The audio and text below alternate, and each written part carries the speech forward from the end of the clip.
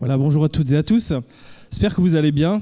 Alors ce matin, c'est un culte un peu particulier parce que si on est ici présent, on a des gros soucis techniques ce matin et malgré tous les efforts de nos techniciens, on ne sera pas en direct live en simultané, mais ce sera dispo, on l'espère, peut-être en fin de journée ou demain ou après-demain, dès que les mystères de la technique seront résolus.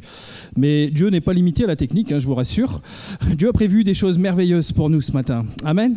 Des mets succulents qu'il a préparés sur une table. Et c'est à nous de nous approcher pour saisir ce qu'il y a sur cette table, mais aussi apporter nos offrandes de cœur, de louange, d'adoration. Et nous voulons ce matin vraiment prendre un temps d'adoration, un temps de célébration pour honorer, célébrer le Dieu vivant et vrai. Le roi des rois, le Seigneur des seigneurs est présent parmi nous ce matin. Amen.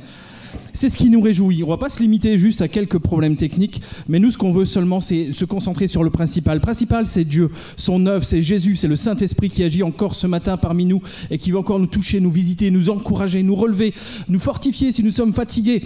Quelle que soit notre situation ce matin, Dieu a quelque chose pour nous en cet instant. Et c'est ce qui réjouit nos cœurs. Dieu n'est pas limité par toutes nos circonstances. Dieu n'est pas limité par nos propres limites, mais bien au contraire, il est le Tout-Puissant, le Suffisant. C'est pourquoi ce matin, nos cœurs sont tournés vers lui pour célébrer et adorer. Avant d'entrer dans ce temps de louange et d'adoration, je voudrais vous apporter les salutations de Jean-Yves et Rachel qui ne seront pas avec nous pendant quelques temps, mais que Dieu les bénisse. Ils nous ont envoyé un message, salut l'église, donc c'est ce que je fais en leur nom. Je voudrais aussi peut-être aussi honorer notre sœur Agnès qui est dans le fond. Cette semaine, elle a eu ses 80 ans. Agnès, tu es un modèle pour nous de fidélité à notre Dieu et de fidélité de Dieu envers ses enfants malgré toutes les difficultés. Sois bénie, ma sœur. Voilà, je vous propose qu'on présente ces moments à l'Éternel et qu'après on entre dans ce temps d'adoration, que personne ce matin ne se prive d'adorer son Dieu. Peut-être déjà tu as une voix qui dit « moi j'ai pas été à la hauteur cette semaine » et je voudrais te dire, c'est pas ce qui empêche Dieu de t'aimer, c'est pas ce qui empêche Dieu d'entendre ta voix. Mais si c'est nécessaire ce matin, confesse ta semaine telle qu'elle s'est passée, sans rien cacher, et dire « Seigneur, mais moi je veux pas que ça soit un frein à ce que je lève ton nom ce matin, parce que c'est ce que j'ai envie de faire. J'ai envie de t'honorer, de te célébrer. » Alors si c'est le désir de votre cœur et si c'est la santé vous permet, je vous invite à vous lever pour adorer et célébrer le Seigneur, et on remet toutes choses entre ses mains. Seigneur, merci pour ce temps précieux. Merci parce que tu es là au milieu de nous ce matin, Seigneur. Tu es vivant, tu règnes, tu es celui qui revient bientôt chercher ceux qui t'appartiennent, et ce matin nous sommes dans la joie de pouvoir entrer dans tes parvis, parce que dans tes parvis, Seigneur Jésus, il y a la famille que tu nous as donnée, parce que parmi ceux qui vont voir ce culte à distance, Seigneur Jésus, il y a aussi, Seigneur, nos frères et nos sœurs, ceux qui sont dans le besoin, ceux qui sont isolés, ceux qui ne pourront pas être avec nous, Seigneur, mais sont là de cœur, et c'est avec eux que nous voulons célébrer ton nom, c'est avec eux que nous voulons nous réjouir d'appartenir à ce Dieu si grand, si puissant. Seigneur, merci pour ce temps que tu permets, merci parce que tu règnes, merci parce que tu es vivant, et Seigneur, parce que tu es vivant, nous voulons proclamer que tu es digne de nos louanges. Sois béni, sois célébré, Jésus, sois honoré et adoré maintenant, Seigneur Jésus, par ton peuple. Oh Jésus, nous t'aimons, Seigneur, et nous te disons, prends la place qui te revient maintenant, Jésus. Oh, merci Seigneur pour l'équipe de louange qui est avec nous ce matin. Merci Seigneur de les inspirer. Merci pour ta parole. Merci Seigneur Jésus pour chaque chose qui aura lieu en ce temps. Seigneur Jésus, nous voulons Seigneur que ce temps, Seigneur Jésus, nous rapproche de toi et nous unisse encore les uns aux autres. Seigneur, sois vraiment le roi, le Seigneur. Nous t'offrons Seigneur ce trône de louange, d'adoration, et nous nous prosternons devant toi maintenant en te disant nous t'aimons. Sois élevé Jésus, sois élevé. Alléluia. Alléluia Jésus. Alléluia. Alléluia, on va louer le nom de Jésus. Amen. Parce que Jésus est vivant. Alléluia, et on est là pour le louer. Soyez bénis, vous qui êtes là, et aussi vous qui allez voir ce culte plus tard, mais soyez bénis ainsi que vos familles, vos amis, et vivement qu'on n'ait plus ces masques pour que je vois vos sourires, parce que ça commence à être... comme ça, et, mais que vous puissiez louer de tout votre corps, frapper des mains, bouger. Et ça montre aussi qu'on est dans la joie parce qu'on loue un Jésus qui est vivant et qui est rempli de joie, d'amour et de paix. Alléluia.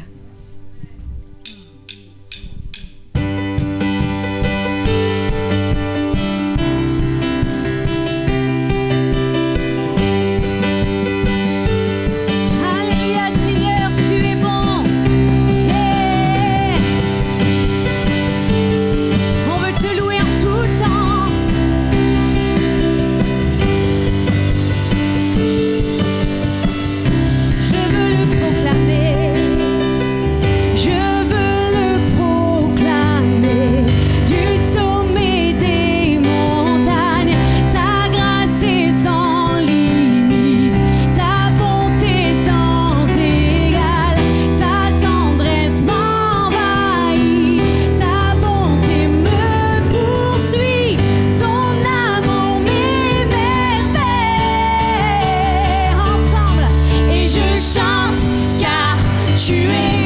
et je danse, car tu es bon et je crie de joie. Tu es bon pour moi et je chante, car tu es bon et je danse, car tu es bon et je crie de joie. Tu es bon pour moi. Yeah. Alléluia, reçois notre louange, Père, de tout notre corps, de toute notre pensée, de notre âme. Viens dans tout l'univers, viens dans tout l'univers. À toi ne se compare les océans, la terre sont reflets de ta gloire.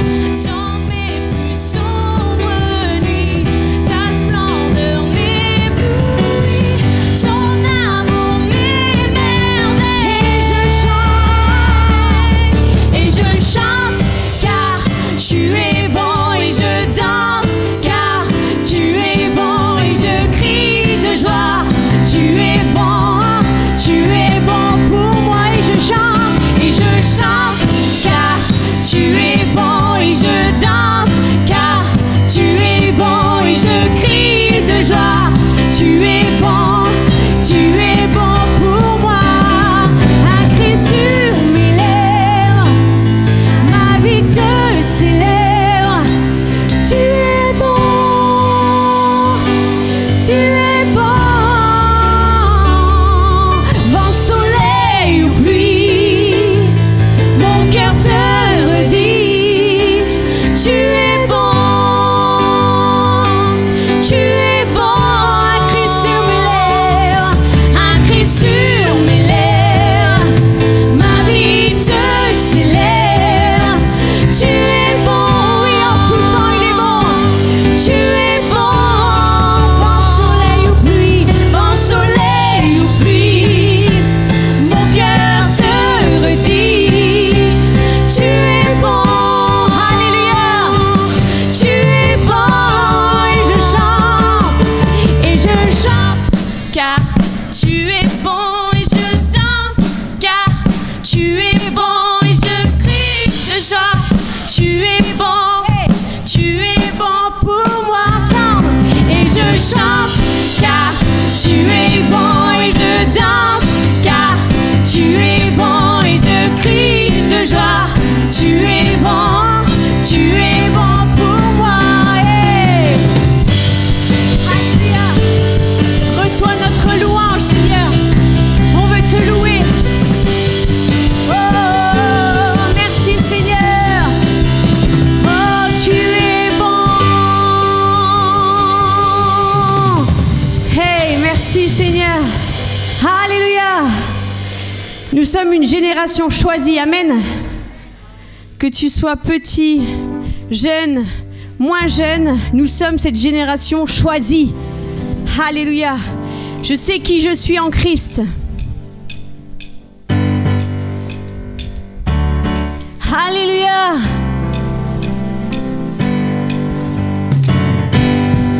Nous sommes. Oh oui Seigneur. Oh, nous sommes une génération choisie, appelée pour montrer son excellence. Tout ce dont j'ai besoin, Dieu me l'a donné. Je sais qui nous sommes ensemble. Nous sommes une génération choisie, appelée pour montrer son excellence. Tout ce dont j'ai besoin, Dieu me l'a donné. Je sais qui je suis, je sais qui je suis en Christ. Ce que j'ai en Christ, où je suis en Christ. Je sais qui je suis, je sais qui je suis en Christ. Ce que j'ai en Christ, où je suis en Christ. Je sais qui je suis, je marche avec puissance. J'accomplis des miracles, je vis une vie de faveur. Je sais qui je suis, je marche avec puissance. J'accomplis des miracles, je vis une vie de faveur. Je sais qui je suis. Oh, oh, oh, oh, oh. qui je suis. Oh, oh, oh, je sais qui je suis. Nous sommes une génération choisie, appelée pour montrer son excellence. Tout ce dont j'ai besoin, Dieu me l'a donné. Je sais qui nous sommes, proclame-le. Nous sommes une génération choisie, appelée pour montrer son excellence. Tout ce dont j'ai besoin, Dieu me l'a donné. Je sais qui je suis, je sais qui je suis en Christ. Ce que j'ai en Christ, où je suis en Christ. Je sais qui je suis, je sais qui je suis en Christ. Ce que j'ai en Christ, où je suis en Christ. Je sais qui je suis, je marche avec puissance. J'accomplis des miracles, je vis une vie de faveur. Je sais qui je suis, je marche avec puissance. J'accomplis des miracles, je vis une vie de faveur. Je sais qui je suis. Oh, oh, oh, oh, oh, oh. Je sais qui je suis. Oh, oh, oh, oh. Je sais qui je suis. Oh, oh, oh. Je sais qui je suis. Alléluia. Oh oui, nous sommes cette génération. Alléluia. Béni soit le nom du Seigneur en tout temps. Alléluia. Oh oui, Seigneur. Béni soit le nom du Seigneur. Béni soit ton nom. Béni soit le nom du Seigneur. Béni soit ton glorieux nom.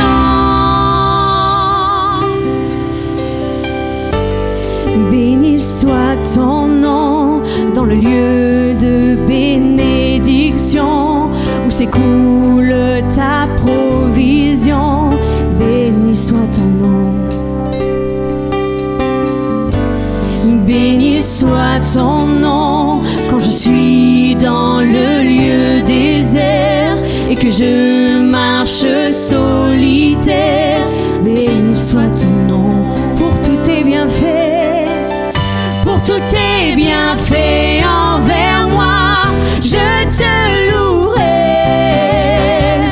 et dans les temps difficiles, je redirai. Béni soit le nom du Seigneur, béni soit ton nom. Béni soit le nom du Seigneur, béni soit ton glorieux nom. Béni soit ton nom quand sur moi brille le soleil, que le monde tourne à merveille. Béni soit ton nom. Béni soit ton nom quand l'épreuve vient me former, quand je dois tout sacrifier. Béni soit ton nom. Pour tous tes bienfaits envers moi, je te louerai et dans les temps difficiles, je redirai. Béni soit le nom du Seigneur, béni soit ton nom.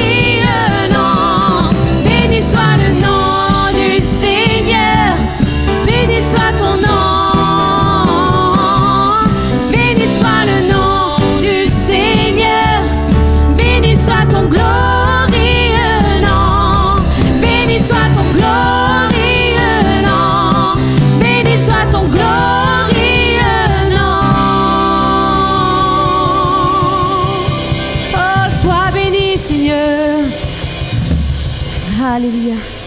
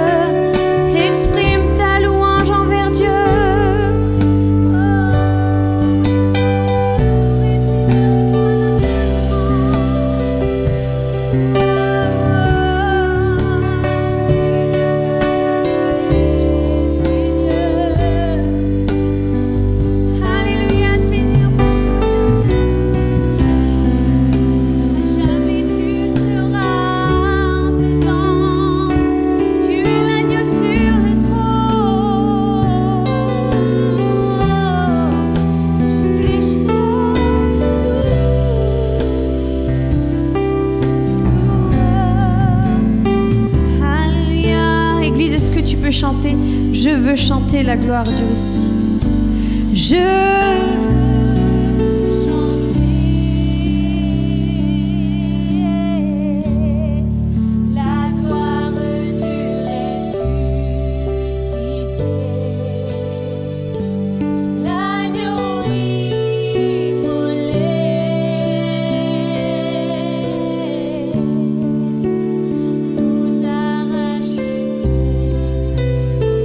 ensemble à jamais. À jamais il sera.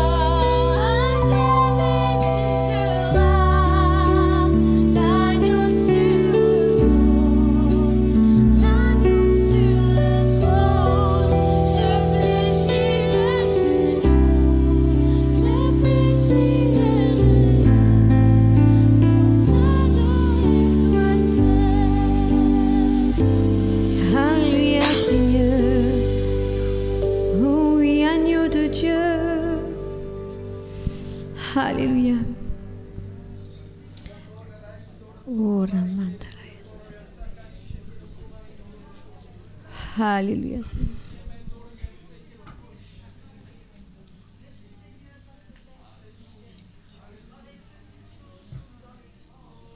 Alléluia. Alléluia.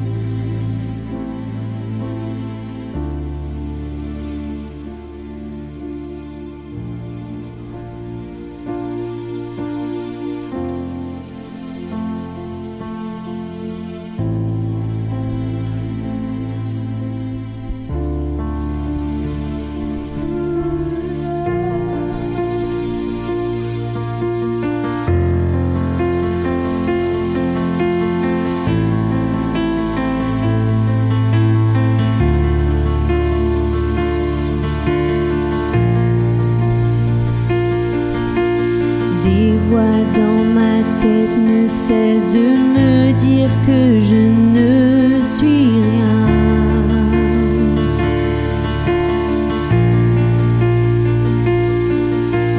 Tous ces mensonges m'amènent à croire que je n'y arriverai pas.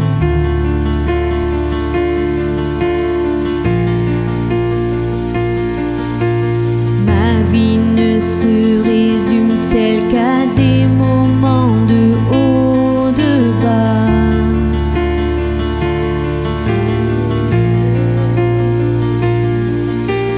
Rappelle-moi encore qui je suis, Père, tu sais que j'en ai besoin. Oh, tu dis que tu m'aimes quand je ne ressens rien. Tu dis que je suis fort, même quand je me sens faible. Tu dis que tu me tiens, même si je crois tomber.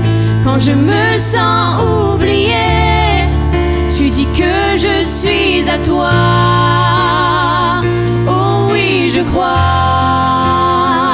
Oh oui, je crois ce que tu dis de moi. Oh oui, je crois.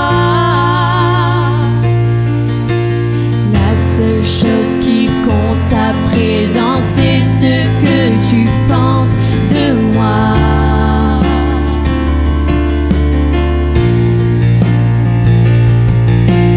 En toi j'ai trouvé ma valeur, toi et mon identité.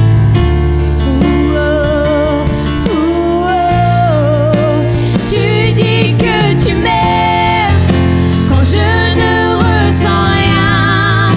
Tu dis que je suis fort, même quand je me sens faible. Tu dis que tu me tiens, même si je crois tomber. Quand je me sens oubliée, tu dis que je suis à toi. Oh oui, je crois. Oh oui, je crois ce que tu dis de moi. Oh oui, je crois. Tout ce que j'ai maintenant, Seigneur, je dépose à tes pieds. Oh, à toi soient tous mes échecs, à toi soient toutes mes victoires. Oh, tu dis que tu m'aimes quand je ne ressens rien.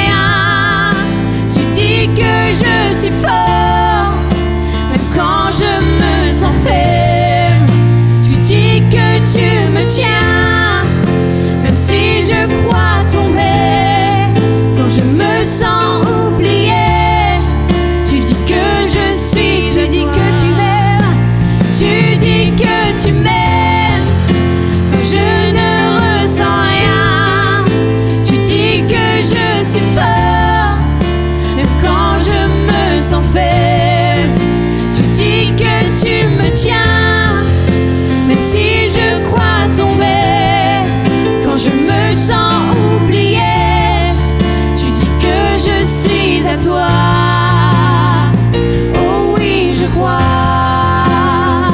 Oh oui, je crois ce que tu dis de moi. Oh oui, je crois. Oh oui, je crois. Oh oui, je crois ce que tu dis de moi. Oh oui, je crois. Oh oui, je crois. Oh oui, je crois ce que tu dis de moi. Oh oui, je crois. Le Seigneur me faisait montrer une vision, une personne dans cette vision. Et en fait, justement, dans cette vision, il était dit que la personne, justement, elle avance dans un paysage un peu cauchemardesque, mais elle regarde beaucoup à cela, elle regarde beaucoup en arrière. Et le Seigneur, justement, il dit à cette personne, continue à avancer, continue à avancer. Arrête de regarder à ce que tu as vécu avant. Continue à avancer. Et là, au fur et à mesure que cette personne, elle avance, au fur et à mesure, justement, elle arrive devant une étendue d'eau. Et cette étendue d'eau, elle s'ouvre parce que cette personne, elle a fait confiance au Seigneur. Elle s'ouvre et crée un couloir, justement, comme avec Moïse et le peuple égyptien. Et juste après cette étendue d'eau, il y a un magnifique paysage qui est là. Toutes des fleurs magnifiques, si belles, d'une couleur pure. Et le Seigneur veut te dire, arrête de regarder à ce que tu as vécu avant. Arrête de te soucier de ton passé. Cherche-moi davantage. Il est dit dans Matthieu 6,33, cherchez premièrement le royaume des cieux et sa justice, et toutes choses vous seront données par-dessus tout. Alors arrêtez de vous soucier de votre passé, arrête de te soucier de ton passé, arrête d'avoir la crainte de ton passé et la crainte de l'Éternel. Amen. Oh oui, je crois. Oh oui, je crois. Oh oui, je crois ce que tu dis de moi. Oh oui, je crois.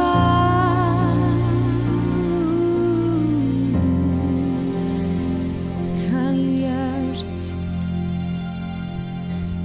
Alléluia, merci Seigneur. Amen. Est-ce qu'on peut applaudir le Seigneur? Oh, il est digne de recevoir notre louange, notre adoration. Merci Seigneur. Merci de vous asseoir. Alors ce matin, ce message fait suite à celui que j'ai apporté la semaine passée. Qui était là la semaine dernière?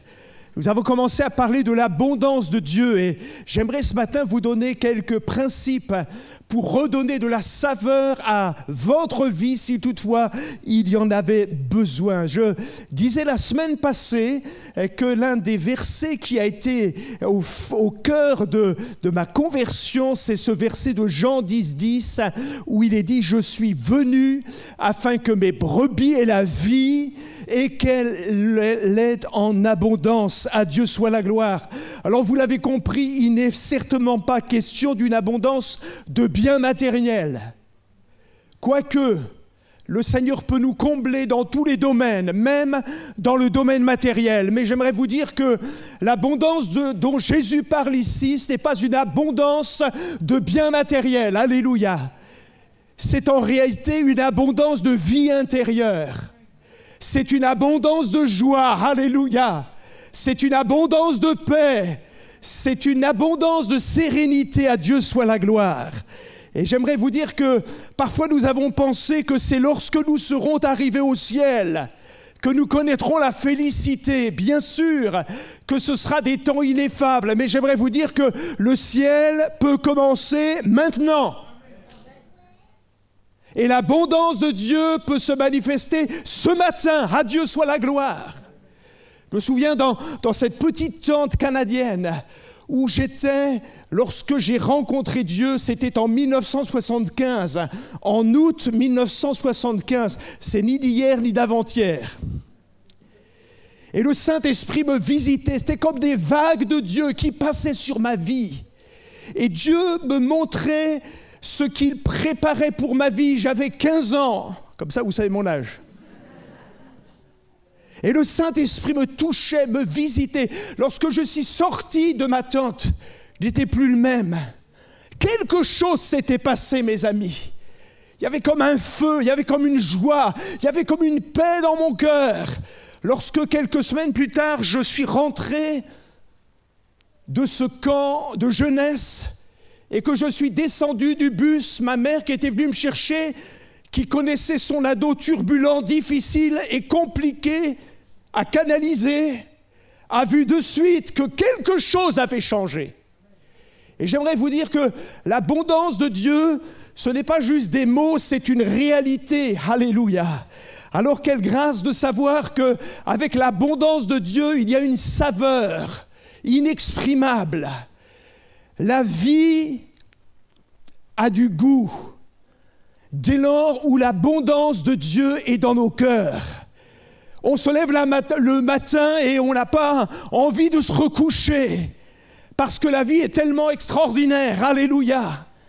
Et nous savons que cette vie-là veut reposer sur la vie de chacun. À Dieu soit la gloire. C'est aussi dans les paroles. Vous savez, celui qui avait le plus de saveur, c'est le Seigneur Jésus. Quand on l'écoutait, on dira « Jamais homme n'a parlé comme cet homme ». On était bousculé par les paroles qui sortaient de sa bouche. Et le texte biblique dit qu'il parlait comme autorité, non pas comme leurs scribes, leurs hommes religieux.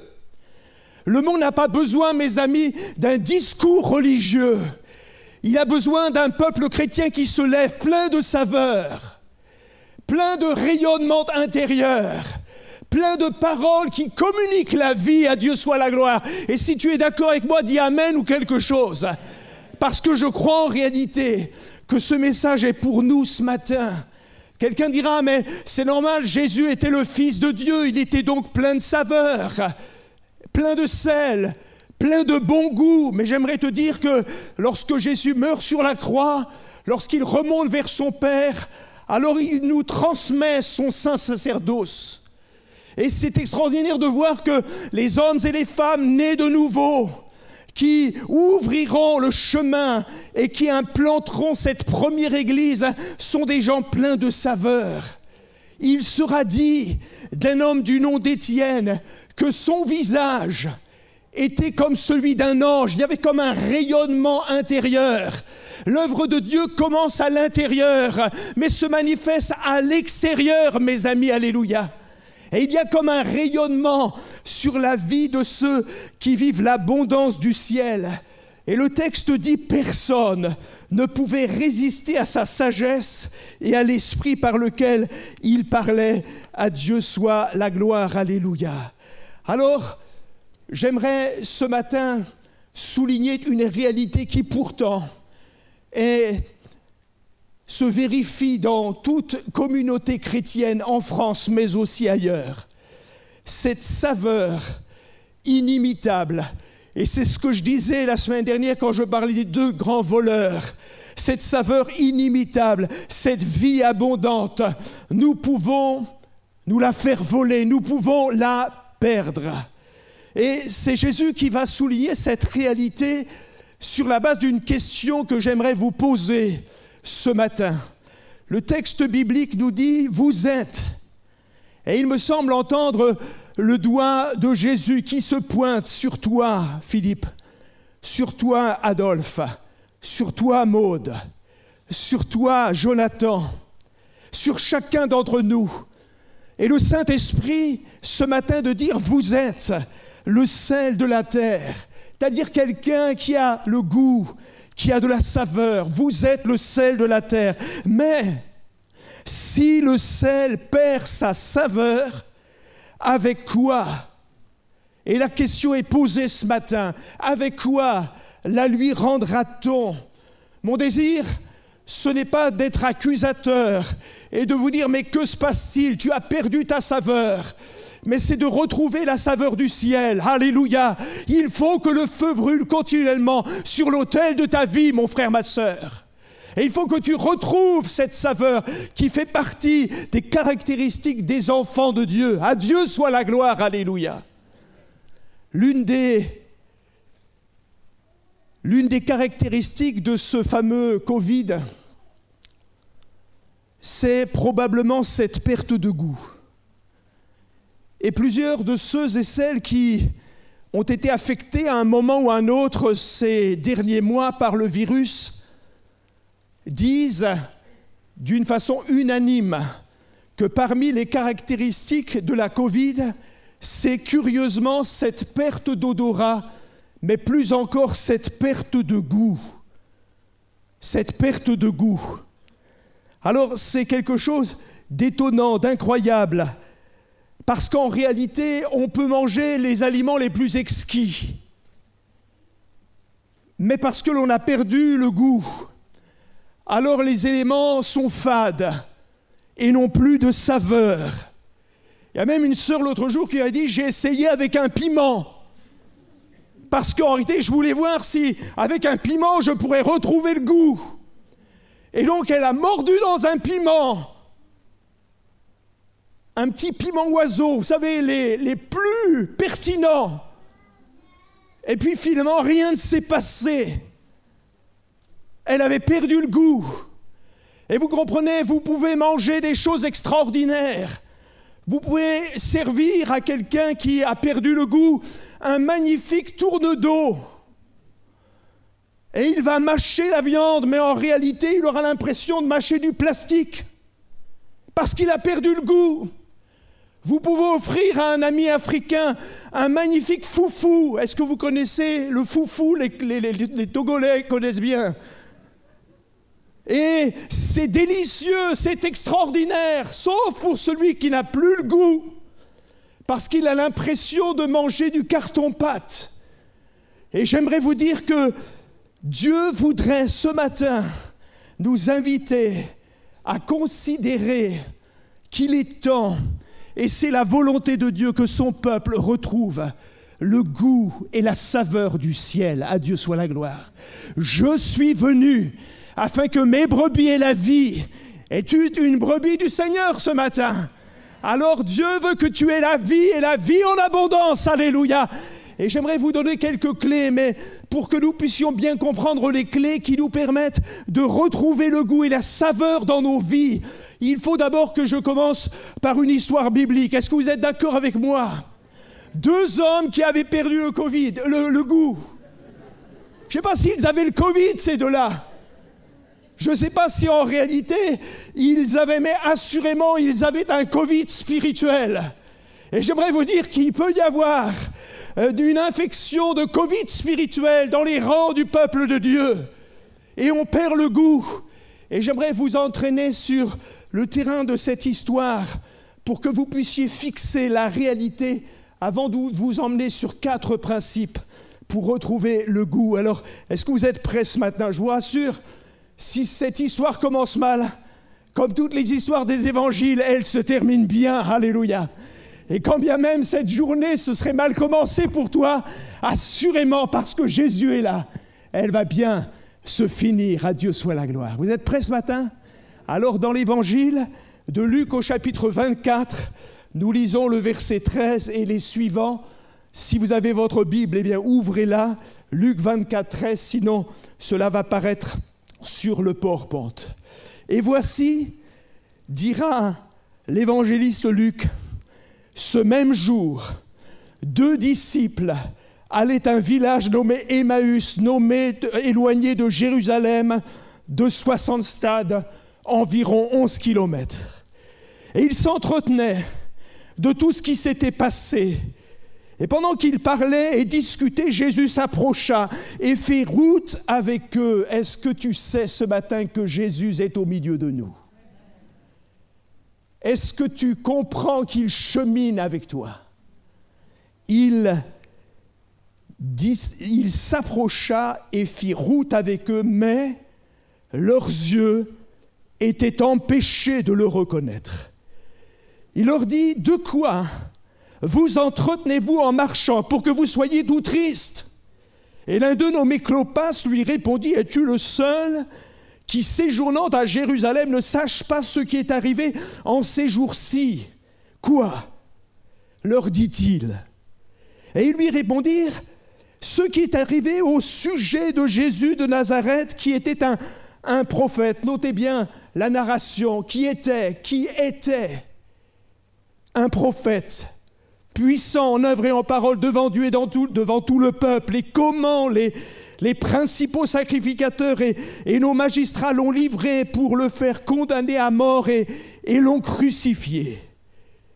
Verset 21, nous espérions que ce serait lui qui délivrerait Israël. Mais avec tout cela, voici le 3e jour que ces choses se sont passées. Il est vrai que quelques femmes d'entre nous nous ont fort étonnés, s'étant rendues de grand matin au sépulcre, et n'ayant pas trouvé son corps, elles sont venues dire que des anges leur sont apparus et ont annoncé qu'il est vivant. Mais quelques-uns de ceux qui étaient avec nous sont allés au sépulcre et ont trouvé les choses comme les femmes l'avaient dites, mais lui, on ne l'a point vu. Alors Jésus leur dit, ô homme sans intelligence, et dont le cœur est lent à croire tout ce que disent les prophètes, ne fallait-il pas que le Christ souffrit ces choses et qu'il entrât dans sa gloire ? Et commençant par Moïse et par tous les prophètes, il leur expliqua dans toutes les Écritures ce qui le concernait. Lorsqu'ils furent près du village où ils allaient, il parut vouloir aller plus loin. Mais ils le pressèrent en disant « Reste avec nous !» Car le soir approche, le jour est sur son déclin. Et il entra pour rester avec eux. Pendant qu'ils étaient à table avec eux, il prit le pain. Et après avoir rendu grâce, il le rompit et le leur donna. Alors leurs yeux s'ouvrirent et ils le reconnurent. Mais il disparut de devant eux. Ils se mirent à dire l'un à l'autre, « Notre cœur ne brûlait-il pas au-dedans de nous lorsqu'il nous parlait en chemin et nous expliquait les Écritures ?» Se levant à l'heure même, ils retournèrent à Jérusalem et trouvèrent les 11 et ceux qui étaient avec eux assemblés et disant, le Seigneur est réellement ressuscité. Il est apparu à Simon et ils racontèrent tout ce qui était arrivé en chemin et comment il avait reconnu au moment où il rompit le pain. Amen. Alléluia. Reconnaissez avec moi ce matin, frères et sœurs, qu'il y a beaucoup trop de corona spirituel dans nos milieux, en France et ailleurs. Au fur et à mesure de la vie chrétienne, suite à des événements parfois difficiles et compliqués, j'en conviens, certains ont perdu le goût et la saveur. Pourtant, ces 2 hommes qui tournent le dos à Jérusalem ont vécu des choses extraordinaires. Il y a quelques années auparavant, ils ont tout quitté pour suivre Jésus. Il y avait un feu, il y avait une passion. Ils ont vu la gloire de Dieu, ils ont vu les miracles de Jésus. Mais un événement, à savoir l'arrestation de Jésus puis sa crucifixion, semble avoir gâché la fête. Et face à cette situation, eh bien, ils sont comme éteints. Ils sont devenus lents à croire tout ce que les prophètes ont dit. Leurs yeux sont empêchés de reconnaître Jésus qui pourtant marche à leur côté. Ils ont perdu la joie et le texte nous dit qu'ils marchaient tout tristes. Ils s'entretiennent de mauvaises nouvelles et même ils parlent de Jésus au passé. Ne serait-ce pas des caractéristiques de ceux et celles qui ont perdu leur saveur, qui ont perdu leur joie, qui ont perdu leur fraîcheur? Ils sont comme du sel qui n'a plus de goût. Et j'aimerais vous dire que cette histoire pourrait être triste si elle s'en arrêtait là. Mais il y a en réalité quelque chose de fort. C'est que dans ce moment particulier, alors que Jésus va marcher avec eux, alors qu'il va s'approcher d'eux, alors qu'ils prennent conscience qu'ils ont besoin de celui qu'ils n'ont pas encore reconnu et qui l'invitent à rentrer chez eux, alors qu'ils vont prendre le pain et le vin. La Bible dit, notre cœur ne brûlait-il pas au-dedans de nous pendant qu'il nous parlait? À Dieu soit la gloire. Alléluia. Alors, cette saveur, tu peux la perdre, c'est vrai. Et on en a parlé la semaine dernière. Mais cette saveur, tu peux la retrouver. Et j'ose même dire, tu peux vivre une multiplication de saveurs, puisque la saveur qu'ils avaient au départ de leur vie chrétienne n'est rien à côté de celle qu'ils vont vivre alors qu'ils courent comme des malades vers Jérusalem et qu'ils crient haut et fort à qui veut l'entendre, le Seigneur est réellement ressuscité, à Dieu soit la gloire, il nous est apparu. Et j'aimerais ce matin vous dire que la volonté de Dieu, c'est que nous puissions comprendre qu'il y a un chemin pour que le sel ne manque jamais de saveur et de goût. Et j'aimerais ce matin souligner ce chemin pour que nous puissions vraiment prendre conscience que Dieu a encore des jours heureux pour ta vie et pour la mienne. À Dieu soit la gloire. Quand Jésus dit « Vous êtes le sel de la terre », vous êtes d'accord jusque-là? Et c'est intéressant de dire et de souligner que dans ce texte de Matthieu, il y a 2 fois le mot « sel ». Vous êtes le sel de la terre, mais si le sel perd sa saveur, avec quoi la lui rendra-t-on? Intéressant parce que si dans votre version second, il est traduit le même mot « sel » et « sel », dans le texte et dans le texte grec, en réalité, ce sont 2 mots différents. Le premier souligne en réalité un sel plein de saveur, un sel plein de goût, un sel efficace et utile pour les autres. Le deuxième, c'est le mot moreno.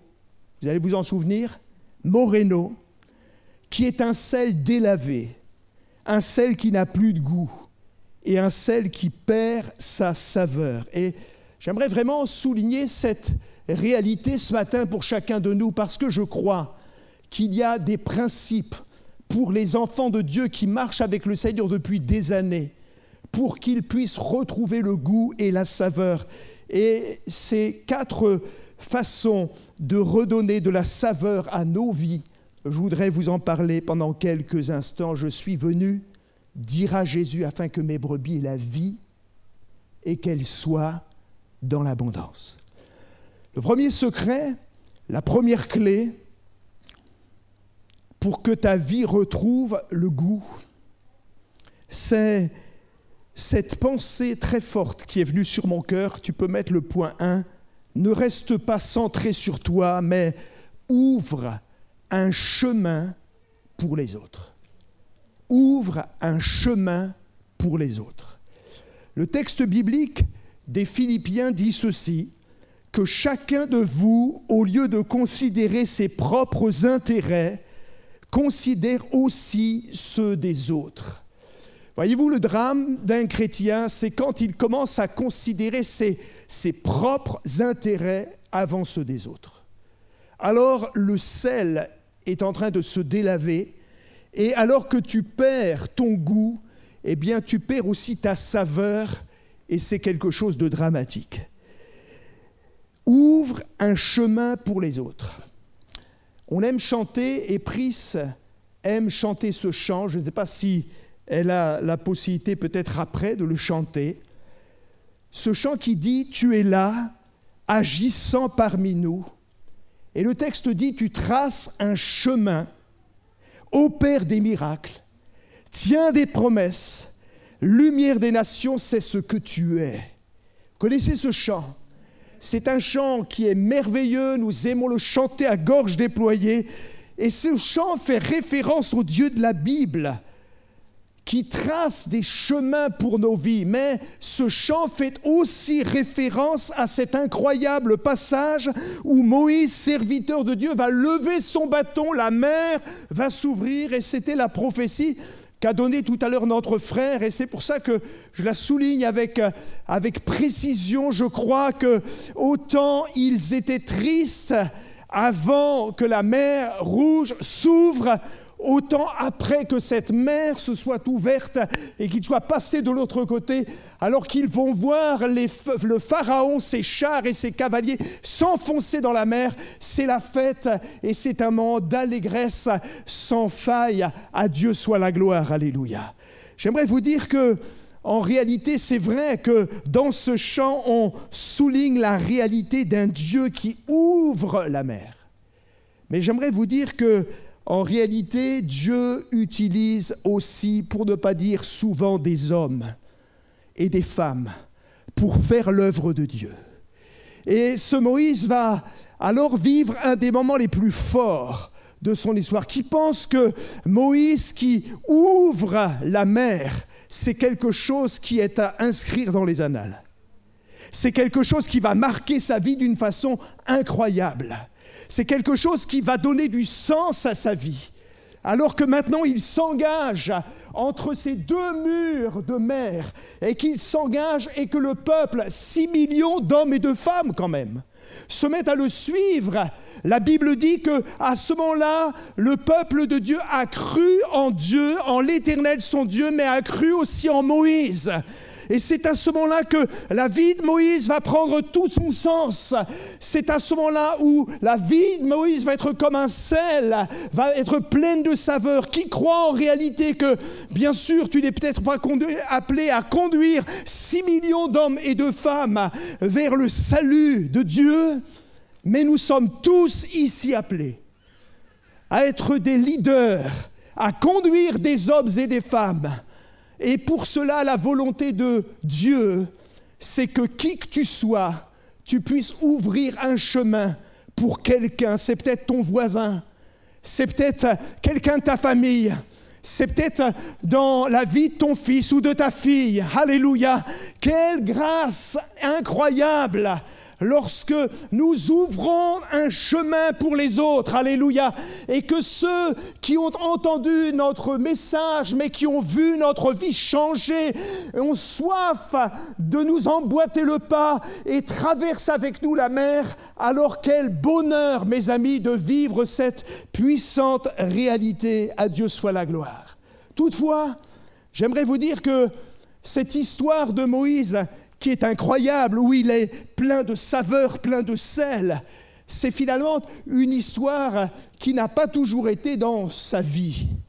Parce que la réalité, c'est que Moïse n'a pas toujours manifesté ce sel, cette saveur. Pendant longtemps, pour ne pas dire pendant près de 40 ans, Moïse a été moréno, c'est-à-dire sans saveur, sans goût. Et pendant près de 40 ans, en réalité, il se traînera, et il traînera ses sandales dans le pays de Madian. Il se traînera dans le pays d'Orem pour garder le peu de brebis. Vous savez pourquoi ?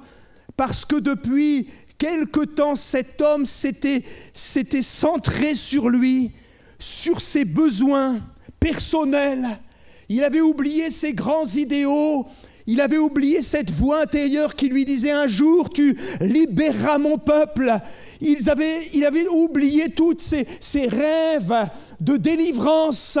Il s'était juste centré sur lui, s'occupant de son petit troupeau. Il s'était marié et on n'a pas à juger s'il a bien fait de se marier avec Séphora, le petit oiseau.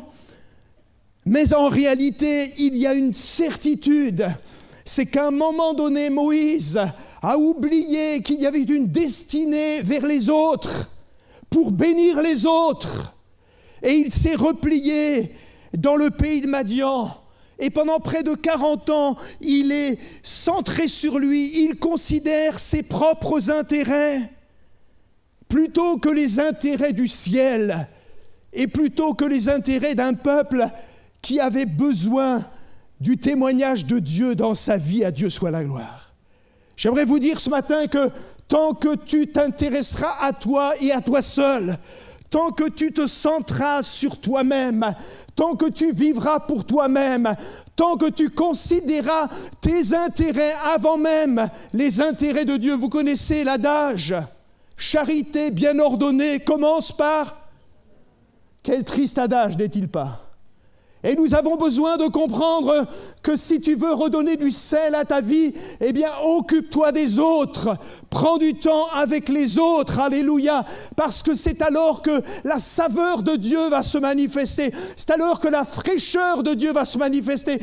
Et lorsque, après avoir entendu la voix de Dieu en Horeb, sortant de ce buisson ardent, il comprendra que son appel est plus grand que s'occuper de son petit troupeau de moutons. Et qu'il commencera à se tourner vers les autres en disant « J'ai un message, je me sens nul, je me sens fragile, mais j'ai un message, et ce message, je vais le délivrer. » Alors sa vie a commencé à prendre tout un sens. Et j'aimerais vous dire que la volonté de Dieu, c'est que nous puissions arrêter de considérer nos intérêts, mais que nous puissions vraiment prendre le temps de considérer l'intérêt des autres. Regardez cette vidéo parce qu'elle m'a parlé et je pense en réalité que nous pouvons vraiment tirer quelques leçons de cette vidéo. Je ne sais pas si vous aimez, mais j'en suis convaincu, le bord de mer. On n'en est pas loin. Et voyez-vous, si j'aime la plage du côté de Dunkerque, j'aime la plage encore plus fortement entre Boulogne et Calais, du côté d'Ambleteuse. Regardez ces rochers magnifiques. Et ce qui me touche profondément, c'est quand je vois les vagues qui s'organisent alors que la marée monte. Remarquez que ça commence toujours par une vague qui semble ouvrir le chemin. Et c'est bizarre et c'est même curieux. On a presque un peu de compassion pour cette pauvre vague qui se jette sur le rocher et qui en réalité a l'air finalement de mourir sur le rocher. Mais en réalité, on comprend que cette vague, cette première vague est en train d'ouvrir le chemin pour que plusieurs autres vagues puissent monter par derrière et qu'ainsi le rocher soit complètement submergé et qu'en réalité la mer puisse prendre toute la place. À Dieu soit la gloire. J'aimerais vous dire, merci beaucoup Coralie, j'aimerais vous dire que quand je vois cette mer et quand je vois cette première vague, je pense à toi, je pense à nous, je pense à toutes ces personnes qui osent prendre leur place dans l'œuvre de Dieu comme l'a fait Moïse et qui osent être un peu comme une première vague. Parce que, en réalité, non seulement elles retrouvent goût à la vie, mais leur vie commence à prendre un sens. Et quand on sait que derrière cette vague, ce sera d'autres vagues qui s'infiltreront, alléluia, eh bien, je peux comprendre que lorsque tu ouvres un chemin, eh bien, dans 10 ans, ce sont des dizaines de personnes qui étaient loin du Seigneur et qui maintenant confessent que Jésus est leur sauveur. À Dieu soit la gloire. Ça vaut la peine, mes amis, de donner sa vie au Seigneur et de s'investir dans la vie des autres parce qu'il est question d'un salut éternel. Est-ce que ce matin, tu veux emboîter le pas et être en quelque sorte cette première vague? Je parle de redonner de la saveur à ta vie. À Dieu soit la gloire. Alors, j'ai lu l'autre jour, alors que j'attendais au médecin mon tour, je feuilletais un magazine que peut-être les dames connaissent, Psychologie Magazine. Et je suis tombé sur un article qui m'a interpellé.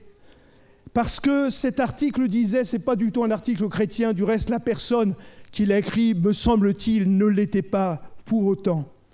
Elle disait ceci: les gens les plus heureux sur cette terre ne sont pas ceux et celles qui sont en mode promotionnel, vous savez, qui courent après la promotion, l'avancement de carrière, mais qui sont en mode vocationnel.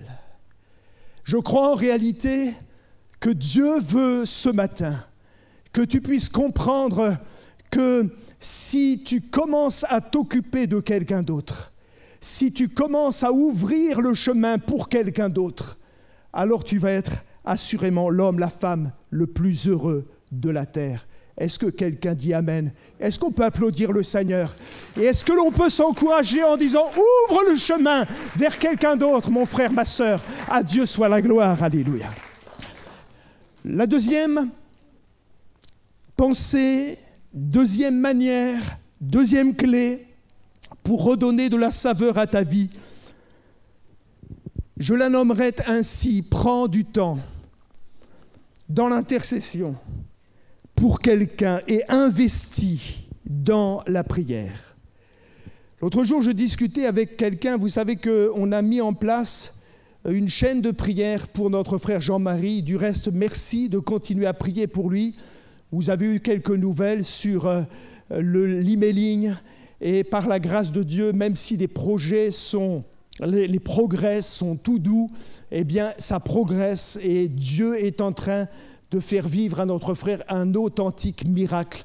Mais une sœur me disait, depuis que je prie pour Jean-Marie, elle avait choisi un créneau, depuis que chaque matin je me retrouve dans la prière, quelque chose est en train de se passer dans ma vie, pasteur. Et elle partageait en réalité qu'il y avait comme fraîcheur, il y avait comme une compassion, il y avait comme du goût qui revenait dans sa vie. Et elle se réjouissait de ce qu'en priant pour notre frère Jean-Marie, eh bien, elle était en train de vivre quelque chose sur le plan spirituel. À Dieu soit la gloire. Je crois que l'intercession, lorsqu'elle est faite avec sérieux, lorsqu'elle est faite avec passion, va redonner du goût à ta vie. Et je crois que nous avons besoin de suivre tous ces hommes de Dieu ou femmes de Dieu qui ont manifesté dans leur vie une authentique vie de prière pour voir que ces gens avaient une saveur, avaient quelque chose d'incroyable dans leur vie. Je pense à Jésus. Le texte dit, Marc chapitre 1er, verset 35, « Vers le matin, pendant qu'il faisait encore très sombre, il se leva pour aller dans un lieu désert où il pria. » Et le verset 40 nous dit, « Un lépreux vint à lui, se jetant à genoux, lui dira d'un ton suppliant, « Si tu le veux, tu peux me rendre pur. » Et Jésus ne panique pas, il est ému de compassion. Ça, c'est l'effet de la prière. Il va étendre sa main, il va le toucher, ça c'est l'effet de la prière. Et il va lui dire, je le veux, sois pur. Et la fin de l'histoire, vous la connaissez, l'homme va être guéri, à Dieu soit la gloire. S'il y a une saveur dans la vie, frères et sœurs, qui se manifeste, c'est lorsque un chrétien prend du temps pour prier pour les autres, à Dieu soit la gloire. Et non seulement, eh bien, il y aura cette fraîcheur qui viendra sur sa vie, mais il y aura toutes sortes de résultats. Beaucoup de chrétiens prient pour eux-mêmes et on a le droit de le faire. Du reste, c'est tout à fait biblique. Mais j'aimerais vous dire que si on a notre liste de prières, bénis-moi, pourvois à mes besoins, aide-moi à payer mes factures, on n'est pas contre. Mais il y a une prière qui a une dimension beaucoup plus forte. C'est la prière pour les autres. C'est l'intercession pour les autres. C'est lorsque je m'adonne à la prière, alors il y a comme du sel, de la saveur, il y a quelque chose qui se passe. Voyez-vous, j'ai un de mes amis, et vous le connaissez puisqu'il est venu prêcher ici il y a plusieurs années en arrière, c'est notre frère Guy Galifo. Cela fait près de 35 ans que je connais Guy, et je suis impressionné par cet homme, sa fraîcheur, sa spontanéité, sa sensibilité à l'esprit. Quand on parle avec lui, on a envie de vivre ce qu'il vit. Il a aujourd'hui 75 ans, mais en réalité, il est intemporel. J'ai l'impression de retrouver le Guy que j'ai connu dans les camps au début de ma conversion. En réalité, cet homme a un secret. C'est que plusieurs heures par jour, il se tient devant son Dieu. C'est un homme de prière, c'est un homme d'intercession.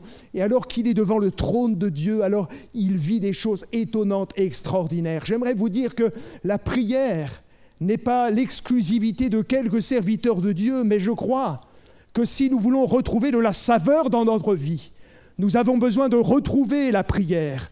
Nous avons besoin de vivre la prière.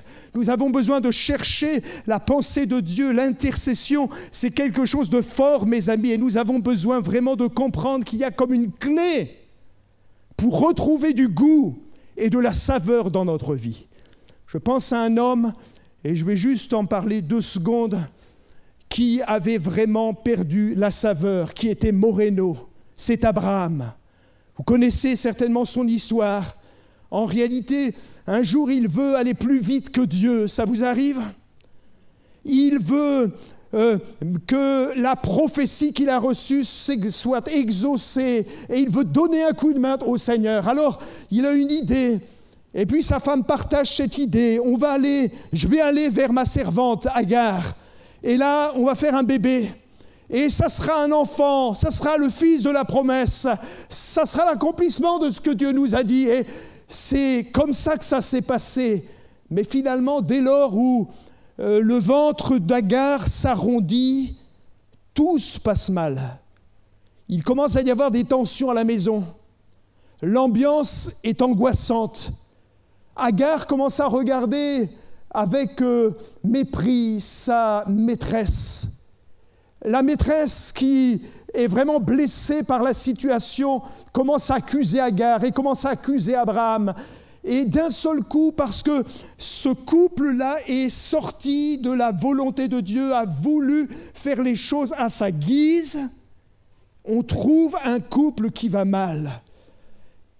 Et c'est assez intéressant, bien sûr, Abraham va demander pardon au Seigneur.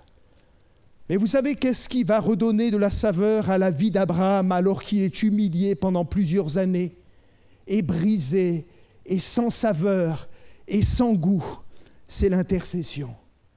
À un moment donné, il arrête de se tourner vers lui, il arrête de se tourner vers son malheur, et puis il considère des centaines et des centaines d'hommes et de femmes qui vivent dans une ville et qui risquent d'être sous le jugement de Dieu. Et il va commencer à plaider la cause de Sodome et Gomorrhe. Et vous connaissez l'histoire. S'il y avait seulement 50 justes, est-ce que tu ferais mourir le juste avec le méchant ? Et là, il commence à entrer dans l'intercession, il commence à rentrer dans la prière, il commence à plaider la cause. Et on sent en réalité qu'au fur et à mesure, il retrouve sa vitalité, il retrouve sa fraîcheur. Il y a quelque chose qui se passe dans son cœur. Vous êtes le sel de la terre. Et nous avons besoin de comprendre que dans ces temps si compliqués, si difficiles, Dieu cherche du sel qui a du goût et qui va sanctifier cette génération et qui va amener dans cette génération quelque chose. Je prie ce matin que ceux et celles qui sont délavés, Moreno, puissent retrouver goût à la vie. Pour cela, commence à prier pour les autres. Organise un groupe de prière, consacre du temps à l'intercession et quelque chose va se passer dans ton cœur, dans ta vie, j'en suis convaincu. Ne reste pas sans goût, avec fadeur, ne reste pas sur les échecs du passé, mais entre dans une dynamique d'intercession. La troisième clé, et j'arrive à la fin, pour retrouver le goût et la saveur, on la trouve dans un texte qui m'a beaucoup parlé, Luc 14, 12. En réalité, je dirais, donne à ceux qui ont besoin sans rien attendre en retour. Autrement dit, apprends la générosité. C'est un texte fort sur lequel on ne parle pas suffisamment et qui est pourtant au cœur des évangiles et qui fait partie du programme de Dieu pour retrouver du goût et de la saveur dans nos vies. Alors je lis, Jésus aussitôt dira aussi à celui qui l'avait invité, lorsque tu donnes à dîner ou à souper, n'invite pas tes amis, ça ne veut pas dire qu'il ne faut pas le faire, ni tes frères, ni tes parents, ni tes voisins riches, de peur qu'ils ne t'invitent à leur tour et que l'on ne te rende l'appareil. Mais lorsque tu donnes un festin, et c'est Jésus qui le dit, donne, ou plutôt lorsque tu donnes un festin, invite les pauvres, invite des estropiés, invite des boiteux, invite même des aveugles. Et tu seras heureux de ce qu'ils ne peuvent pas te rendre l'appareil, car elle te sera rendue à la résurrection des justes. Luc chapitre 14, verset 12. Alléluia. Voyez-vous, s'il y a quelque chose qui donne vraiment de la saveur et du goût à la vie, c'est lorsque tu vas donner quelque chose à quelqu'un qui ne peut pas te le rendre. C'est lorsque tu vas lui donner quelque chose. Du reste, la Bible dit que l'âme bienfaisante sera rassasiée, celui qui arrose sera lui-même arrosé. Et alors que tu vas acter ta générosité, quelque chose va se passer dans ton cœur et tu vas retrouver le goût et la fraîcheur de ta vie. L'autre jour, un de mes amis m'a raconté ce qu'il avait vécu et j'ai trouvé intéressant et je l'ai noté.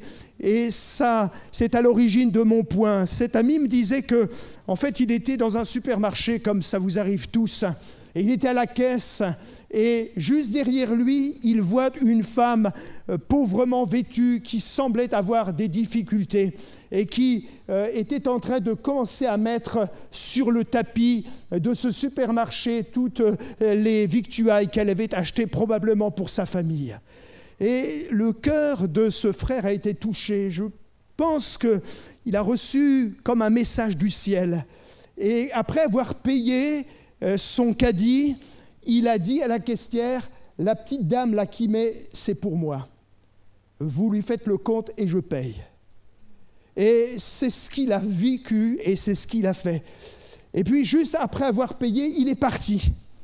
Et puis, il est arrivé à sa voiture, il a ouvert le coffre, il a commencé à mettre les victuailles dans son coffre. Et puis, évidemment, la petite dame le cherchait de partout sur le parking. Et elle le retrouve enfin et elle lui dit « Monsieur, pourquoi avez-vous fait ça? Pourquoi avez-vous fait cela? Vous êtes tellement généreux. » Et le frère m'a dit, dès que je suis sorti du supermarché, avant que cette femme vienne me voir, j'avais une joie tellement forte, j'étais tellement heureux d'avoir vécu ça. C'était pas pour 30 €, mais c'était vraiment une joie profonde qui était dans mon cœur. Et la femme lui a dit, mais pourquoi vous faites ça? Et elle a dit, en fait, je voulais vous bénir parce que je suis chrétien. Je voulais vous dire que Jésus vous aime. Et puis continuez, accrochez-vous à la vie, et puis je vais prier pour vous. Et puis il en est parti. Il m'a dit, pendant plusieurs semaines, j'ai pensé à cette femme. Il n'y avait pas un jour où je ne priais pas pour cette femme. Et ma vie a pris un tout autre sens. J'ai commencé à être heureux. Et dans les semaines j'ai senti cette joie du ciel, au point que j'ai eu envie de recommencer. Est-ce que vous comprenez? La saveur de Dieu vient lorsque l'on est généreux. À Dieu soit la gloire. Et si peut-être tu es un peu moreno, si ton sel a perdu sa saveur, alors juste vis la générosité, vis cette attitude, ouvre un chemin pour quelqu'un, un voisin, un ami. Prends du temps avec quelqu'un et prie pour lui. Et tu verras que d'un seul coup, le sel va retrouver sa saveur. Alors je vais appeler mes amis pour revenir, les amis musiciens.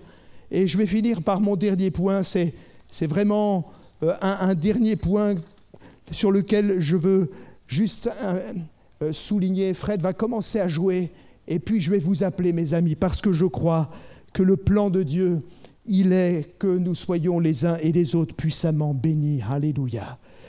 Mon quatrième point et la quatrième clé, c'est ne te contente pas d'être spectateur de l'œuvre de Dieu, mais bâtis quelque chose et investis toi-même pour les autres.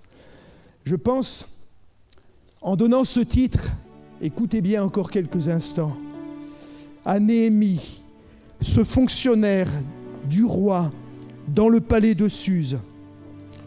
À un moment donné, cet homme qui était un fonctionnaire, qui était bien placé dans le palais de Suse, il ne supporte plus d'être spectateur. Je pense que quand on est spectateur, on est moreno.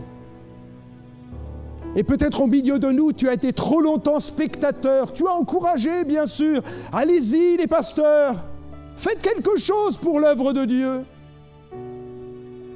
Mais le fait d'être spectateur de l'œuvre de Dieu nous rend moréno. Le sel perd sa saveur. On devient fade. Et ça, c'est ce que Néhémie a compris. Et à un moment donné, il a dit, je ne peux pas rester comme ça. Alors il s'est levé. Il a quitté son palais. Il a quitté son confort. Il est allé sur le terrain. Il est allé à Jérusalem. Et la Bible dit qu'à ce moment-là, il va avoir à cœur de bâtir quelque chose pour les autres. Il a commencé à réunir ceux et celles qui étaient là. Ils étaient tous découragés. Ils étaient tous vraiment dépités. Je crois que parfois dans le peuple de Dieu, il y a une vague de découragement et tout le monde pleure et tout le monde est découragé. Ça ne marche pas.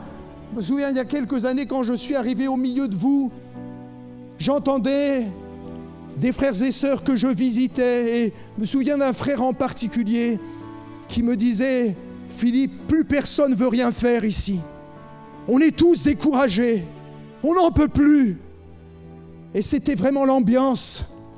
Et notre ami Néhémie rencontre les uns et les autres, et il y a un esprit de découragement sur le peuple de Dieu.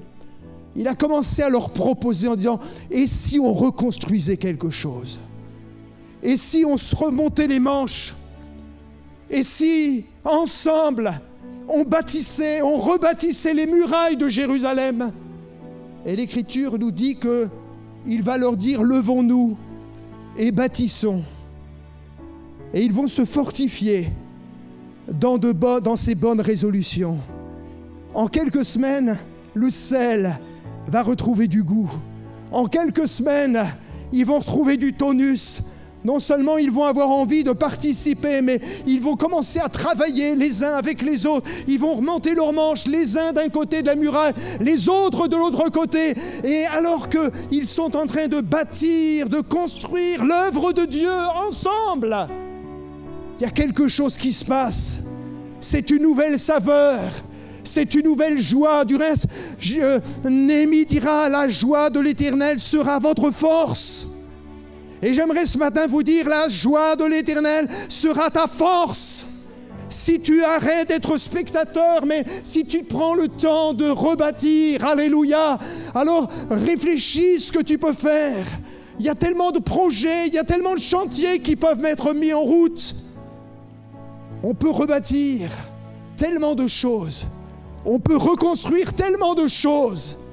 Attends pas que le pasteur te dise pour commencer à faire. Mais tu peux imaginer toutes sortes de choses. En tout cas, Néhémie et l'équipe vont prendre le temps de rebâtir. Et je voudrais ce matin que l'on puisse conclure notre message. Et j'espère que ce message vous a fait du bien. Parce qu'il s'adresse à des gens qui, quand ils sont arrivés, ils n'avaient pas de goût. Quand ils sont arrivés, ils étaient fades. Quand ils sont arrivés, ils n'avaient pas le moral. Quand ils sont arrivés, il n'y avait pas l'abondance. Mais Dieu, ce matin, te donne 4 clés pour que tu retrouves l'abondance. C'est pratique. Ça peut être mis en place cette semaine. Commence à imaginer que tu peux ouvrir un chemin pour quelqu'un d'autre.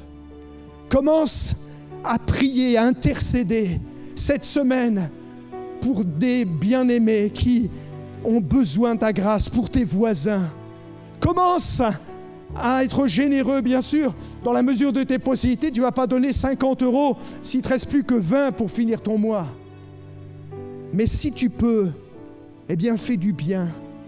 Et tu vas voir que le premier béni, ce sera toi. Et puis cherche un projet et commence à rebâtir l'œuvre de Dieu. Et ils se réjouirent et ils se fortifièrent dans cette bonne résolution. Je voudrais appeler des hommes ce matin à répondre à cet appel.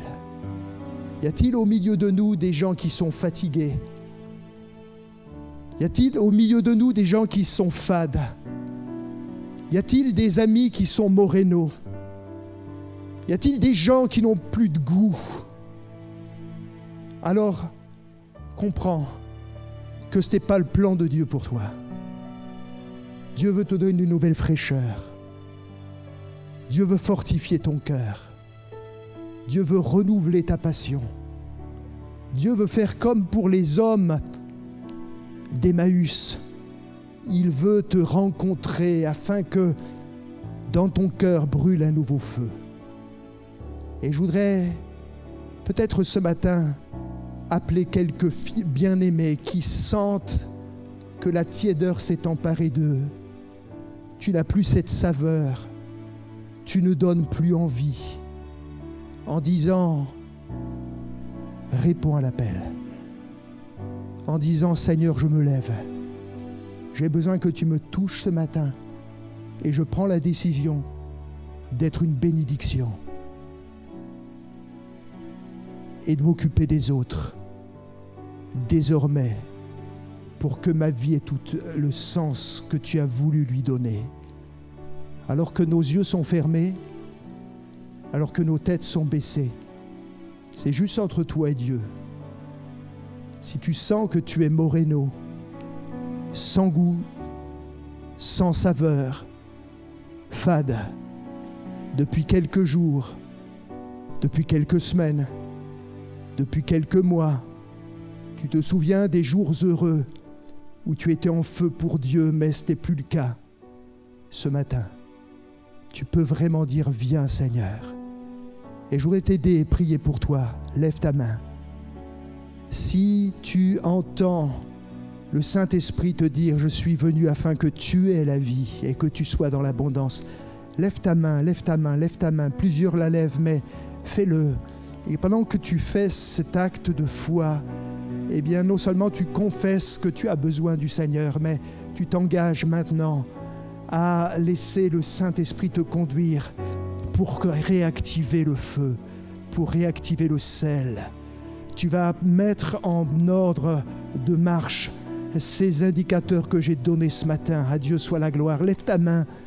Il y a d'autres qui assurément doivent lever leurs mains. Je parle de gens qui n'ont plus de saveur.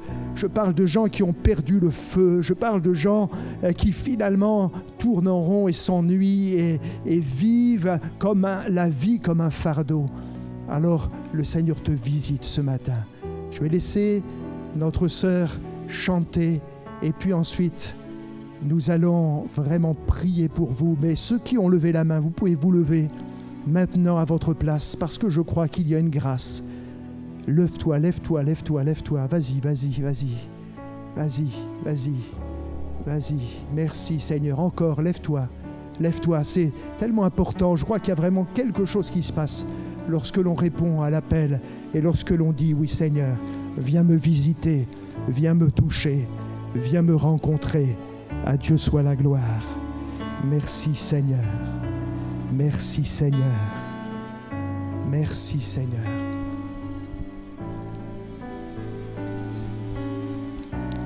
Tu m'as donné le goût de vivre, la force de continuer. Je sais que maintenant je suis libre. Je veux le raconter. Je sais que sans toi je suis vide. Rien ne peut me combler ces illusions d'un monde aride. Je veux m'en détourner, sachant que tu es là. Je m'appuie sur tes promesses jusqu'au bout. Je veux te suivre jusqu'au bout. Je veux te suivre. Est-ce qu'on peut le chanter ensemble et s'engager devant Dieu jusqu'au bout? Je veux te suivre, Seigneur. Ce matin, je retrouve la fonction. Je retrouve mon appel. Je retrouve ma destinée. Jusqu'au bout, Seigneur. Alléluia. Est-ce qu'on peut se lever tous ensemble et le chanter ensemble? Est-ce que l'on peut dire au Seigneur, oui, jusqu'au bout? Je te suivrai avec le feu, la passion, le zèle. Alléluia. Est-ce que je peux t'entendre ce matin? Je veux te suivre. Tu es la passion de ma vie. Mon rêve, c'est te servir. De ta main, on ne peut me ravir. En toi je suis blotti, les mots me manquent pour tout te dire. Je t'aime tellement, une prière ne peut décrire la gloire d'un Dieu si grand, sachant que tu es là. Je m'appuie sur tes promesses jusqu'au bout. Je veux te suivre jusqu'au bout. Je veux te suivre jusqu'au bout. Je veux te suivre jusqu'au bout. Je veux te suivre jusqu'au bout. Je veux te suivre jusqu'au bout. Je veux te suivre jusqu'au bout. Je veux te suivre jusqu'au bout. Je veux te suivre. Tu es la passion de ma vie. Mon rêve c'est te servir. De ta main on ne peut me ravir. En toi je suis blotti. Tu m'as inspiré à te suivre. Sur le chemin étroit, je veux te consacrer à vivre. Les yeux fixés sur toi, sachant que tu es là. Je m'appuie sur tes promesses jusqu'au bout. Je veux te suivre jusqu'au bout. Je veux te suivre jusqu'au bout. Je veux te suivre jusqu'au bout. Je veux te suivre jusqu'au bout. Je veux te suivre jusqu'au bout. Je veux te suivre jusqu'au bout. Je veux te suivre jusqu'au bout. Je veux te suivre jusqu'au bout. Merci Seigneur. Seigneur, tu vois nos cœurs ce matin, désireux d'être ce sel de la terre, d'être ce témoignage de Dieu dans cette génération, dans un monde déprimé, dans un monde qui vit véritablement des choses tellement douloureuses. Tu lèves un peuple plein de saveurs, tu lèves un peuple plein de sel, tu élèves un peuple plein de goût et qui a le goût de vivre. Et je prie ce matin que tu nous touches les uns et les autres.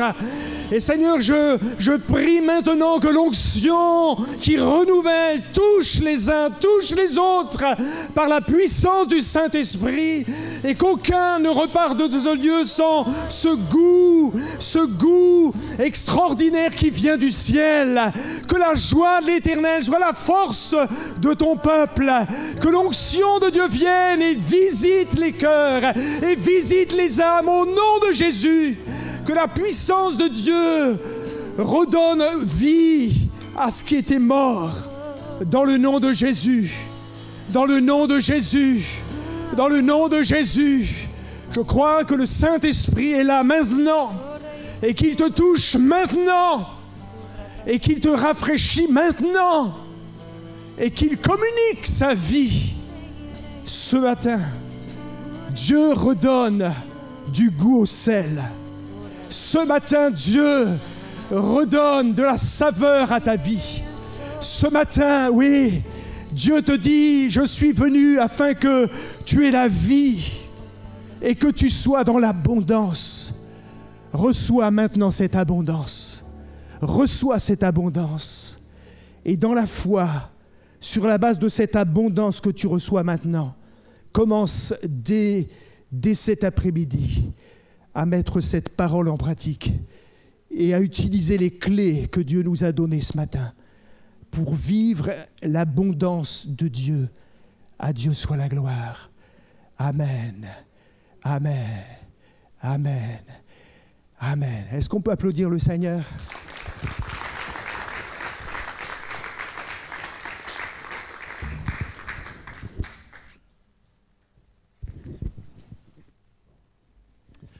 Voilà, je vous invite à prendre place. Le culte n'est pas encore tout à fait terminé.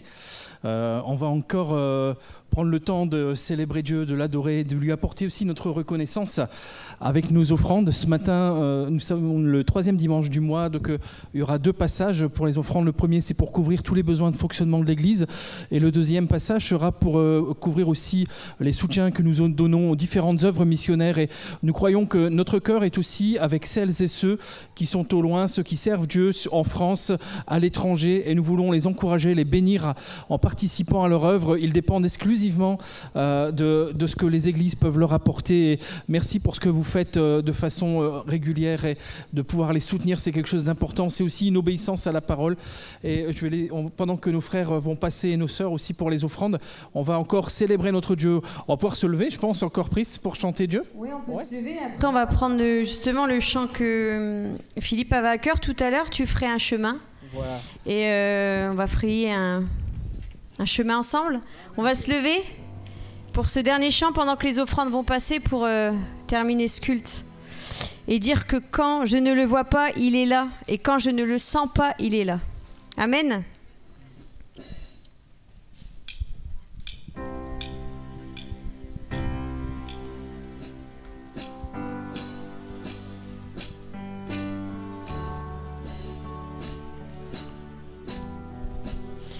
Tu es là, présent parmi nous.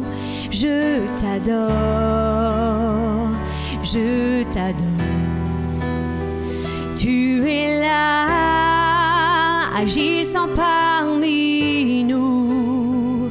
Je t'adore, je t'adore. Tu es là, tu es là, présent parmi nous.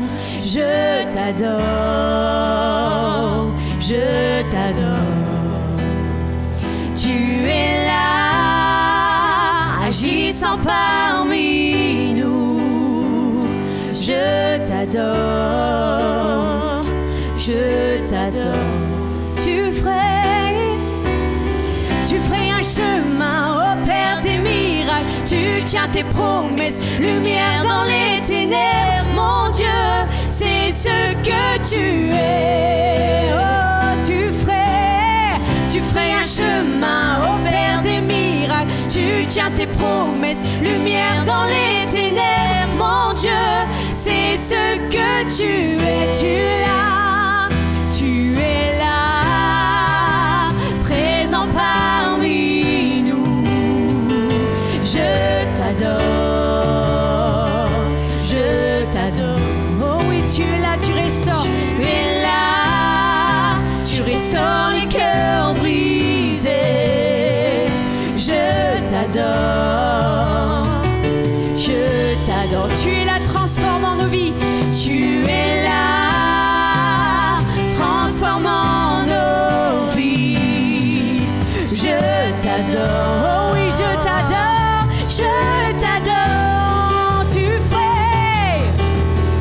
ferais un chemin, ô Père des miracles. Tu tiens tes promesses, lumière dans les ténèbres. Mon Dieu, c'est ce que tu es.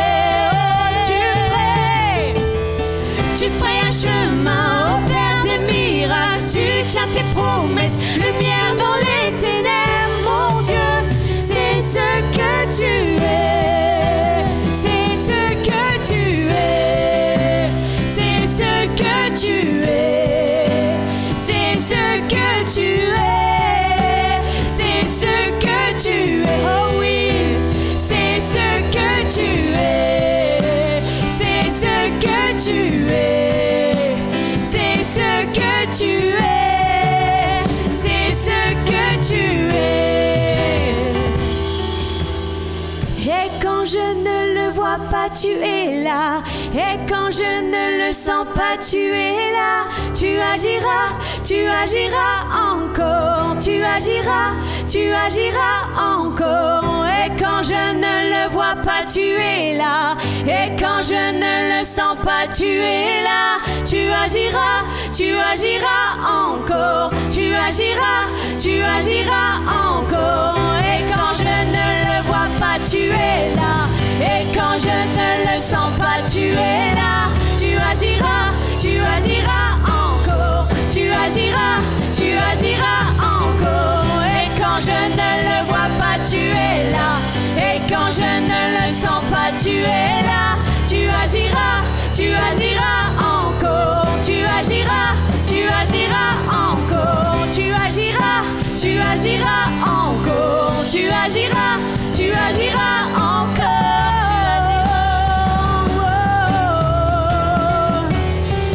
Tu es là, présent parmi nous. Je t'adore.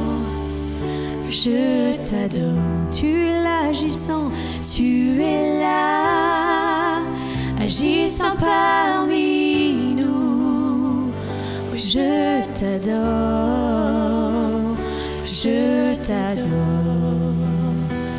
Alléluia, on peut acclamer le roi des rois. Nous t'adorons, Père. Alléluia.